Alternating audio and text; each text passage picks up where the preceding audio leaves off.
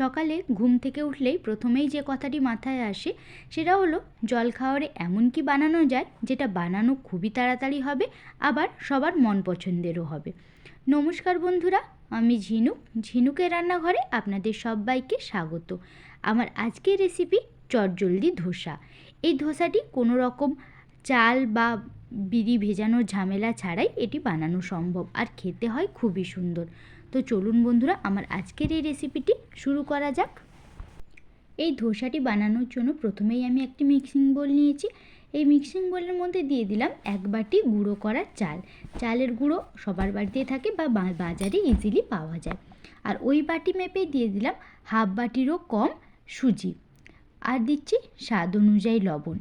এবারে একটা হ্যান্ড উইক্সের সাহায্যে এই শুকনো উপকরণগুলো খুব ভালো করে একবার মিশিয়ে নিচ্ছি। খুব ভালো করে একবার মেশানো হয়ে গেলে ওই একই বাটি মেপে আমি এখানে 2 বাটি জল ব্যবহার করব। প্রথমে 1 বাটি জল দিয়ে খুব ভালো করে একবার মিশিয়ে নিচ্ছি। মেশানো হয়ে গেলে আবারও 1 বাটি জল ব্যবহার করব। এক্ষেত্রে একটা কথা বলে রাখি, এই যে জলের পরিমাপটা সঠিকভাবে বলা সম্ভব নয়। কার কতটা পরিমাণে জল ব্যবহার হবে সেটা নির্ভর করবে সম্পূর্ণ আপনি কতটা পরিমাণে চালের গুঁড়ি ব্যবহার করেছেন তার উপরে। এছাড়াও এখানে সুজি দেওয়া আছে, তাই জলটা একটু বেশি পরিমাণেই লাগবে, কারণ সুজিটা অনেকটাই জল টেনে নেয়। দেখুন, আমি এখানে জলটা দিয়ে খুব ভালো করে একটি পাতলা পেস্ট বানিয়ে নিয়েছি, আর বাকি যে জলটা ছিল সেটাও এখানে আমি দিয়ে দিচ্ছি। মোটামুটি এটা মাখতে আমার 2 বাটি জল ব্যবহার হয়েছে। ভালো করে মেশানো হয়ে গেলে ঢাকা দিয়ে রেস্টে দেবো 10 থেকে 15 মিনিট। ফিরে এলাম 15 মিনিট পর। সুজিটা অনেকটাই জল শুষে নিয়েছে। এবারে এর সাথেই আমি কিছু সবজি অ্যাড করব। দিয়ে দিচ্ছি একটা মিডিয়াম সাইজের পেঁয়াজকে ছোট ছোট টুকরো করেছিলাম, আর দিলাম গাজর গ্রেট করে, কাঁচা লঙ্কা, কারি পাতা আর ধনে পাতা। আপনাদের হাতের গড়ায় আর যা সবজি থাকবে সেটাও এখানে অ্যাড করতে পারেন। দিতে পারেন ক্যাপসিকাম, বিনস, সেক্ষেত্রে খেতে কিন্তু আরও ভালো লাগে।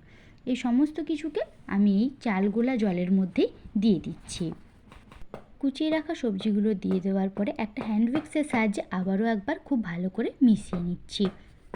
সবজি ছাড়া আর কিছুই ব্যবহার করলাম না। আপনারা চাইলে এখানে জিরের গুঁড়িরও ব্যবহার করতে পারেন। এই থিকনেসটা দেখে বুঝতেই পারছেন যে এটা ঠিক কতটা পরিমাণে পাতলা হয়েছে। এটা যতটা পাতলা হবে ততই ভালো। আর আমি সবজিগুলো গ্রেট করার জন্য এরকম গ্রেটার ব্যবহার করেছি। আশা করি এই গ্রেটার সবার বাড়িতেই আছে। ধোসাগুলি এবারে বানানোর জন্য আমি প্রথমে ওভেনে একটি তাওয়া বসিয়ে দিয়েছি। তাওয়াটা খুব ভালো করে গরম হয়ে গেলে আমি এখানে দিয়েছি বেশ কয়েক ফোঁটা রিফাইন তেল। রিফাইন তেলটা দিয়ে একটা ব্রাশের সাহায্যে তাওয়ার চারিদিকে খুব ভালো করে ব্রাশ করে নিচ্ছি। তাওয়ার মধ্যে তেলটা ব্রাশ করে দিলে ধোসাগুলো ওঠাতে খুবই সুবিধে হয়। আর ভালো করে তেল ব্রাশ করা হয়ে গেলে এর মধ্যে আমি বেশ কয়েক ফোঁটা জলের ছিটা দিয়ে দেব। জলের ছিটা দেওয়া হয়ে গেলে শুকনো কাপড় দিয়ে আমি মুছে নিয়েছি। এবারে যে বাটারটা রেডি করে রেখেছিলাম সেই বাটারটা এই তাওয়ার চারিপাশে ছড়িয়ে দিচ্ছি।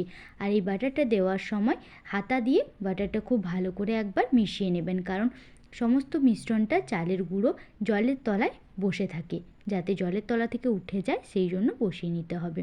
এগুলো ভাজতে মিনিট 2-3 সময় লাগে, আর এগুলো কাঁচাতে একদমই ওঠানোর চেষ্টা করবেন না, সেক্ষেত্রে এই ধোসাগুলো একদমই ভেঙে যাবে। হালকা আলতো হাতে আস্তে আস্তে ওঠালে সমস্ত ধোসাটা খুব সহজেই তাওয়া থেকে ছেড়ে যায়।